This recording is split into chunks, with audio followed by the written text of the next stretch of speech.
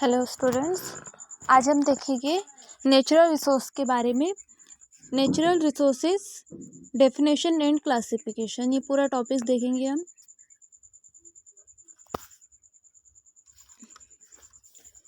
तो सबसे पहले हम नेचुरल रिसोर्सेज क्या होते हैं ये देख लेते हैं। नेचुरल रिसोर्सेज में हम पहले देखते हैं introductions to natural resource planning.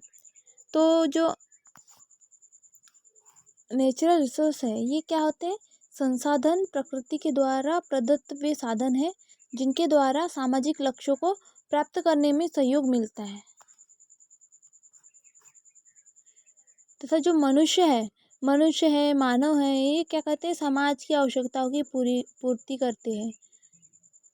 मतलब प्राकृतिक जो है ये प्राकृतिक रूप से प्रदत्त वे साधन होते हैं जिनके द्वारा सामाजिक लक्ष्यों को प्राप्त करने में सहयोग मिलता है और मनुष्य मानव समाज की आवश्यकता की पूर्ति करता है। इसे हम क्या कहेंगे? नेचुरल रिसोर्स कहेंगे। और अगर इसका अर्थ निकाले हम तो संसाधन शब्द जो है वो अंग्रेजी के रिसोर्स का पर्याय है, जिसका क्या अर्थ होता है? साधन होता है, संबल होता है, संपत्ति होती है और युक्ति होती है। तो कुल मिलाकर बात यह है कि जो संसाधन मतलब जो अंग्रेजी शब्द है रिसोर्सेस, इसका पर्यायवाची है और जिसका अर्थ होगा साधन, संबल, संपत्ति और युक्ति। तो जो अंग्रेजी का रिसोर्स शब्द है वो दो शब्दों से मिलकर बना होता है, यानी कि दो शब्दों के योग से मिलकर बना होता है। कौन से? री प्लस सोर्स, रिसोर्स। तो री का अर्थ क्या है? पुनः, यानी कि पुनर् या प्रति। और जो सोर्स है इसका अर्थ होता है साधन या फिर स्रोत। तो हम क्या देखा यहाँ? जो संसाधन है वो अंग्रेजी के रिसोर्स शब्द से पर्याय होता है जिसका अर्थ होता है साधन, संपत्ति और युक्ति। अब जो रिसोर्स शब्द आया है, रिसोर्स शब्द दो शब्दों से मिलकर बना है। नंबर 1, रिसोर्स में री प्लस सोर्स, री पर सोर्स प्लस सोर्स। तो रिसोर्स का मतलब री मतलब क्या हो गया यहाँ? पुनः, प्रति। और जो सोर्स है इसका अर्थ होता है साधन और स्रोत। अब इसे क्या कहेंगे हम? वह पदार्थ या वस्तु जो कि मनुष्य को पुनः बार बार सहायता प्रदान करती है, आवश्यकता की पूर्ति करती है, क्या कहलाएंगे? रिसोर्स कहलाएंगे। तो देखो ना, यहाँ जो री शब्द है उसका अर्थ पुनः है और जो सोर्स है इसका अर्थ है साधन और स्रोत। तो जो शब्द का अर्थ और परिभाषा कैसी बनेगी? वह पदार्थ या वस्तु जो कि मनुष्य को पुनः बार बार सहायता प्रदान करती है, आवश्यकताओं की पूर्ति करती है, रिसोर्स कहलाती है। लेकिन प्रत्येक वस्तु संसाधन नहीं हो सकती है। प्रत्येक वस्तु संसाधन हो सकती है क्या? नहीं हो सकती। क्यों नहीं हो सकती? क्योंकि जो संसाधन है, संसाधन के साथ में मनुष्य सजीव की आवश्यकता संबंधित रहती है और आवश्यकता की पूर्ति होती है। मनुष्य के ज्ञान को सर्वश्रेष्ठ संसाधन के रूप में माना जाता है, क्योंकि जो ज्ञान है, ज्ञान के द्वारा भौतिक, प्राकृतिक वस्तुएं या फिर पदार्थों को संसाधनों के रूप में परिवर्तित या रूपांतरित किया जा सकता है। अनेक जो दार्शनिक विचारक है, वैज्ञानिक है, इनका जो मत है वो है कि संसाधन होते नहीं है, बल्कि क्या होते हैं? उनको विकसित किया जाता है। मनुष्य की जो बौद्धिक कुशलता है, क्षमता है, शारीरिक क्षमता है, ज्ञान है, उसकी रुचि है, सामाजिक संगठन है, राजनीतिक एवं राष्ट्रीय विचार है, स्थिति है, इत्यादि ये संसाधन के रूप में माने जाते हैं। संसाधन को एक अवधारणा भी माना जा सकता है जिसके अनुसार जो संसाधन कुछ भी नहीं है, बल्कि किसी वस्तु या पदार्थ की वह कार्यात्मक क्षमता है जो कि मनुष्य की आवश्यकताओं की पूर्ति के लिए उपयोगिता प्रदान करती है।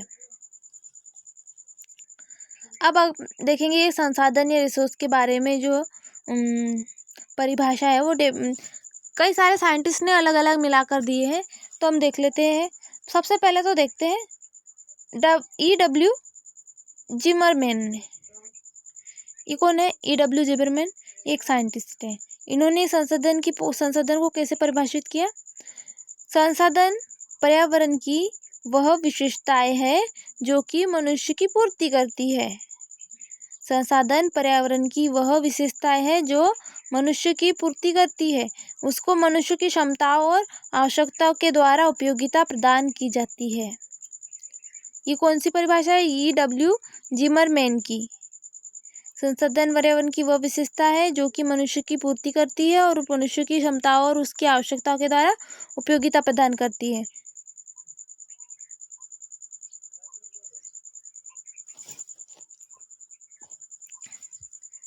समझिए ना, संसाधन पर्यावरण की वह विशेषता है जो मनुष्य की पूर्ति करती है और मनुष्य की जो क्षमता है और उनकी जो आवश्यकता है इनके द्वारा उपयोगिता प्रदान करती है।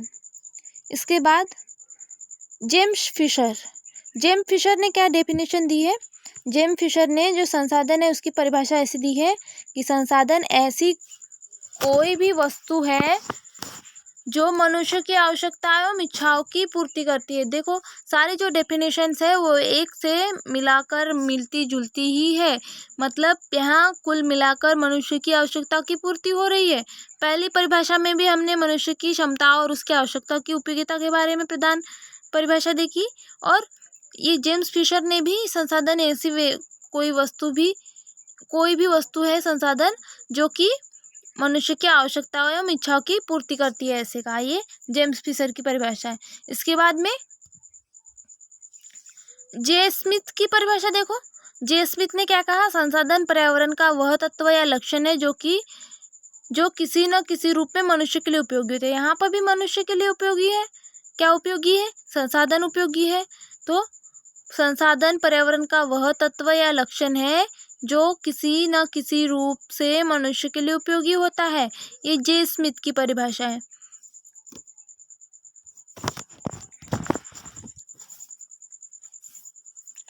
इसके बाद समाजशास्त्र के विश्वकोश के अनुसार, यानी कि जो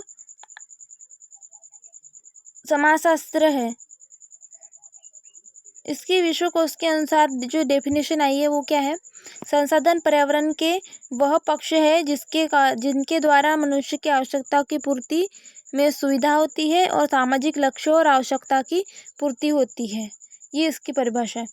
तो अगर हमने कुल मिलाकर इंट्रोडक्शन देखा तो क्या देखा इसमें कि जो संसाधन है प्रकृति के द्वारा प्रदत्त वे साधन है जो सामाजिक लक्ष्यों को प्राप्त करने में सहयोग करते हैं और मनुष्य समाज की क्या करते हैं? आवश्यकता की पूर्ति करते हैं।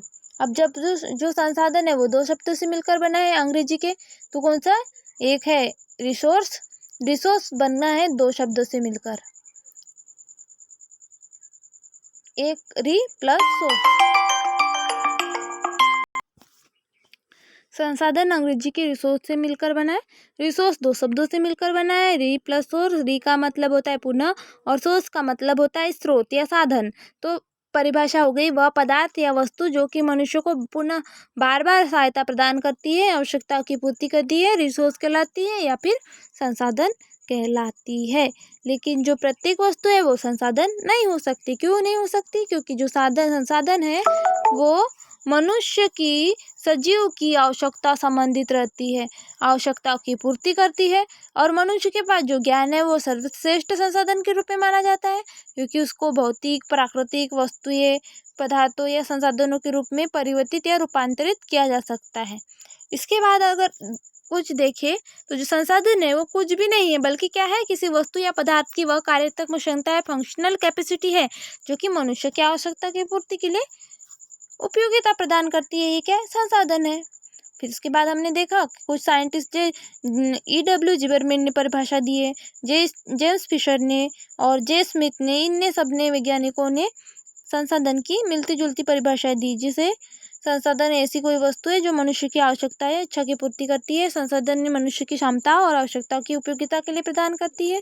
संसाधन पर्यावरण का वह तत्व है या लक्षण है जो कि किसी न किसी रूप में मनुष्य के लिए उपयोगी होता है। ये सब परिभाषा काय की है? संसाधन या रिसोर्स की। तो ये इस वीडियो में यहाँ तक जो जनरल इंट्रो।